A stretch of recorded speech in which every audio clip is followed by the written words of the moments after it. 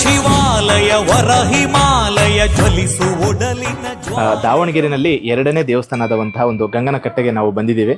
ಬನ್ನಿ, ಇಲ್ಲಿನ ಈಶ್ವರ ದೇವಸ್ಥಾನ ಒಂದು ಜೀರ್ಣೋದ್ಧಾರ ಆಗಿದೆ. ಇಲ್ಲಿನ ದರ್ಶನವನ್ನು ಮಾಡಿಕೊಂಡು ದೇವಸ್ಥಾನ ಮುಂಚೆ ಹೇಗಿತ್ತು ಹೇಗೆ ಅಂತ ವಿವರಣೆಯಾಗಿ ನೋಡೋಣ ಬನ್ನಿ.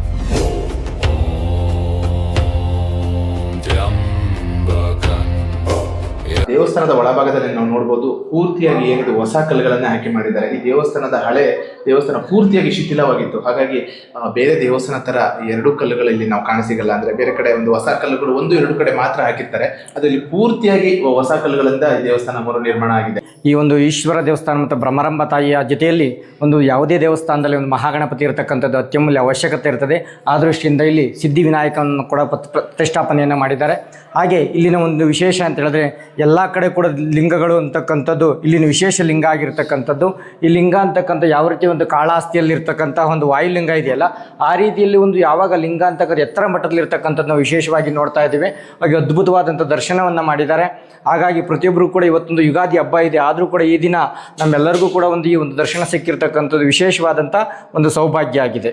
ಹಾಗೆ ಆ ಗಣಪತಿ ದೇವಸ್ಥಾನ ನಂತರ ಶಿವನ ದೇವಸ್ಥಾನ ಆದ ನಂತರ ಮಧ್ಯದಲ್ಲಿ ಗರ್ಭಗುಡಿಯಲ್ಲಿ ಹೀಗೆ ಇರತಕ್ಕಂಥ ಭ್ರಮರಾಂಬಿಕಾ ದೇವಸ್ಥಾನ ಇರತಕ್ಕಂಥದ್ದು ವಿಶೇಷವಾಗಿದೆ. ಹಾಗಾಗಿ ಒಟ್ಟಾರೆ ನೋಡಿದಾಗ ಇದು ಒಂದು ಶಿವನ ಕುಟುಂಬದ ರೀತಿಯಲ್ಲಿ ಒಂದು ವಿಶೇಷವಾಗಿ ನಿರ್ಮಿಸ್ತಿರ್ತಕ್ಕಂಥದ್ದು ಈ ಒಂದು ದೇವಸ್ಥಾನದ ವಿಶೇಷ ಆಗಿರ್ತಕ್ಕಂಥದ್ದು ಬಂಧುಗಳೇ. ದೇವಸ್ಥಾನದ ಬಲಭಾಗದಲ್ಲಿ ಒಂದು ಎರಡು ವೀರಗಲ್ಲು ಮತ್ತು ಇನ್ನೊಂದು ಮೂರ್ತಿಯನ್ನು ನೋಡಬಹುದು. ಈ ವೀರಗಲ್ಲು ಅಂದ್ರೆ ಯುದ್ಧ ಗೆದ್ದಂತ ಸಂದರ್ಭದಲ್ಲಿ ಅದರ ಒಂದು ವಿಶೇಷತವಾಗಿ ಮಾಡ್ತಾ ಇದ್ದಂಥದ್ದು ಆಗಿನ ಕಾಲದ ರಾಜರು. ಸರ್ ನಮಸ್ಕಾರ. ನಾವು ಧರ್ಮಸ್ಥಳ ಜೀರ್ಣೋದ್ಧಾರ ಟ್ರಸ್ಟಿಂದ ಬಂದಿರತಕ್ಕಂಥದ್ದು.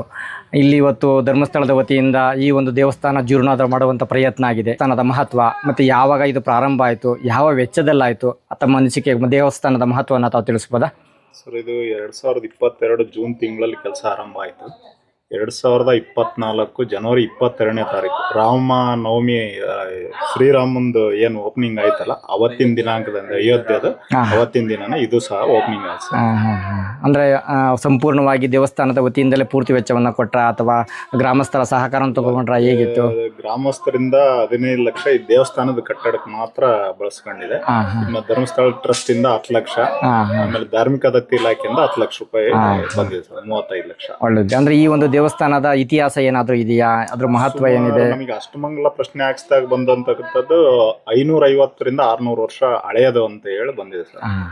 ಮುಂಚೆ ಪೂಜಾ ಕೈಂಕರ್ಯಗಳು ನಡೀತಾ ಇತ್ತು ಯಾವತ್ತೂ ನಿಂತಿಲ್ಲ. ಜೀರ್ಣೋದ್ಧಾರ ಯಾಕೆ ಮಾಡ್ಬೇಕಾಗಿ ಬಂತು ಅಂದ್ರೆ ಪೂರ್ತಿಯಾಗಿ ಇದು ಶಿಥಿಲವಾಗಿತ್ತು. ನೀರು ಎಲ್ಲ ಮಳೆ ಬಂದಾಗೆಲ್ಲ ನೀರು ಸೋರ್ತಾ ಇತ್ತು.